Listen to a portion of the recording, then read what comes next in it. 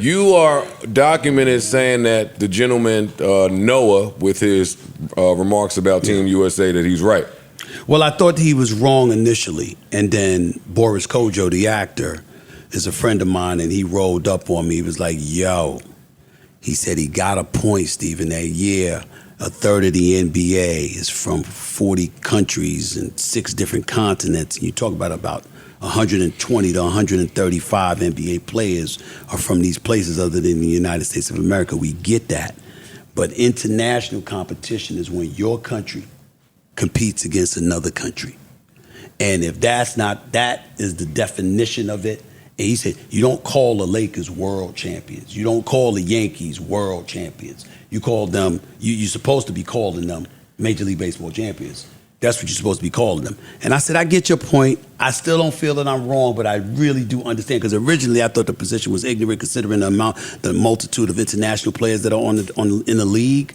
But then when they were playing it when they were making it that way, it matters because it matters to those other countries.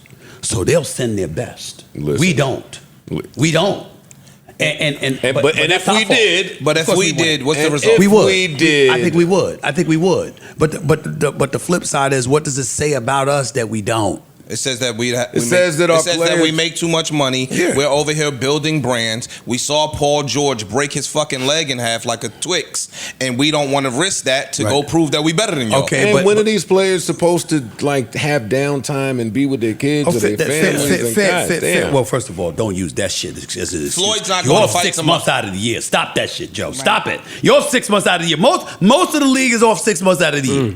That's a fact. That's true. That's a fact. That's number one. But I don't think that's enough time for downtime. But it ain't really 6 months when you it's start not really taking 6 months. months. Getting in shape. No, I'm just saying, but getting in shape, shit like that. They do charity shit throughout the season. I'm talking about the actual real competition. actual. You know, you can pace yourself, in terms of getting yourself prepared. That's true. But more importantly, when other countries send their best, and the level of patriotism that they have seems to be different than ours. Now, we can sit up there and say, okay, that shouldn't matter to us, and that's fine. But we got to admit that it don't matter to us. We can't act like it does. You see what I'm saying? Like it matters to them. You know why they send their best? It matters to them. You know why they send their best? Because they want to beat us. Well, wait a minute. Not just that, they want to go back home and be the They want to win, but okay, let me ask you a question. Did you see the footage of Jokic when he won the championship? Yes. The NBA title? Yes. Yeah. Did you see him when he did some shit in nothing Europe, about that. wherever he was, He didn't care. and how he was partying when he won some horse race or whatever? You'd have thought that he won the championship there. That's true. Yeah. It's like, that matters. Like, he was completely blasé about the NBA championship. He didn't care. But over there, whatever it was that they were doing, I don't know what the hell it was. It wasn't crickets, I can tell you that. But I don't know what the hell it was. But he was ecstatic because it matters to them. True. And so what I'm saying is, if it matters to them, but it doesn't matter to us, why should we be recognized? When somebody makes the argument, because I agree with y'all for the most part, but when somebody makes the argument that it's just not that important to us, then why should we be considered world champions if it doesn't matter to us? That's what they were saying. It's semantical. Yeah, it sells more. To us, though. It sells more. Not to them. That's true. And then we had an American calling us out for our lack of interest compared to, as it pertains to international competition, compared to other nations. That's true.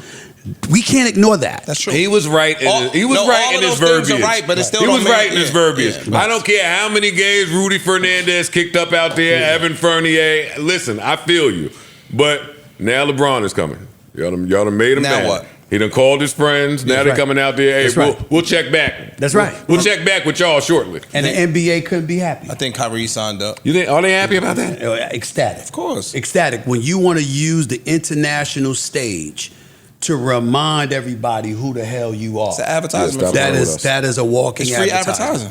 Because it's not good when Jaren Jackson and Jalen Brunson and all these brothers go over there and they lose. You don't even come home with a bronze in the FIBA World Cup.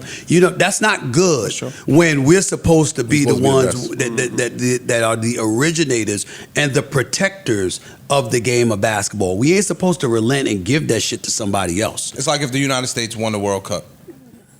People would start getting murdered in Europe. Yeah. I don't know if they would let us. They would let us, You get man. what I'm saying though? Like it just. Y'all seen some wild stuff overseas. You see how wild they get. They do. About they their- don't they don't play by play. this sport. They don't play. They don't play. And here's the They don't beauty of play. it. And I ask y'all a rhetorical, or somewhat rhetorical question. It doesn't have to be about the basketball. Seeing these other countries and how they act, you think they could get away with load management over there? Never. No way.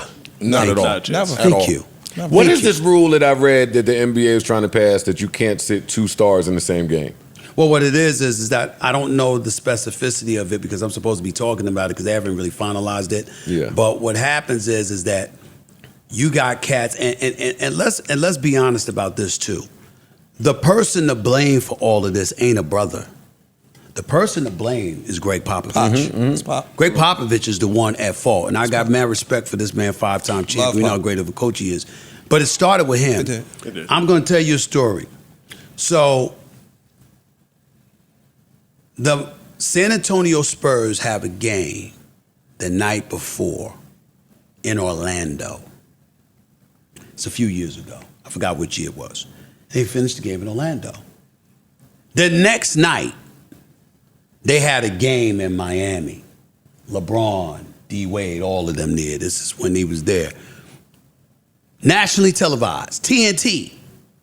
Greg Popovich showed up with the Spurs without Tim Duncan, without Tony Parker, Send them in the airport. and without Manu Ginobili.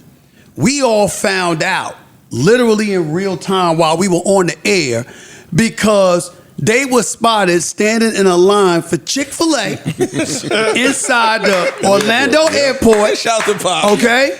All right? And waiting for a flight on Southwest Airlines. Commercial. I'll never get as long as I live. That's crazy. And it was like Commissioner Stern at the time, David Stern, went ballistic. Rest in peace. Right? Rest in peace. Went ballistic. He was right. He's right. How you doing that? 'Cause you're selling the product. How you doing that? Selling the so not only did they You're selling the product. Both of them are. Listen, it just depends on the perspective. See, listen, I hate when geniuses have to be ridiculed, but we're going to talk about it. David Stern, I'm sure at the time, is not used to talking to no coach about what my business bottom line is. Sure. Right? So I thought that was pretty genius as a coach to say, hey, if all y'all are worried about is the championship and it's my job to coach, then I'm gonna get on the player side with some of this rest. Yes. Now, if y'all gonna come to me Okay. with the business portion of that and ask me to receive it, Right. then that's a new Well, conversation. with all due respect, Joe, that's very disingenuous. Why? Because I shouldn't have to talk to somebody about business that's getting paid over $5 million a year at the time to coach the game of basketball. Clearly, that's business. The $5 million check you cash in annually is fucking business. But the I'm doing my average job. salary out here, well, wait a minute now. Part of the job is making sure to not compromise the bottom line of the brand. If people showed up to the game and you got 3 stars that you, first of all, forget for a second that they didn't play. You could have handled that a myriad of ways. You could have had them on You the could have bench. sent them home on a team charter. You That's could have true. sat up there and said they were sick. Oh, yeah, that was- you could that have was- did that, right? that was- I mean, to sit up there and to have them was traveling on different. That was crazy. Southwest In a local airport. in a local That's airport, right. That's true. in a local airport, true. knowing they gonna get hungry because you around them all the time and they standing in line for Chick-fil-A. And they- Come on, bro. What you did was you did that on purpose to Smack. bring attention to the fact that you abhorred back-to-backs.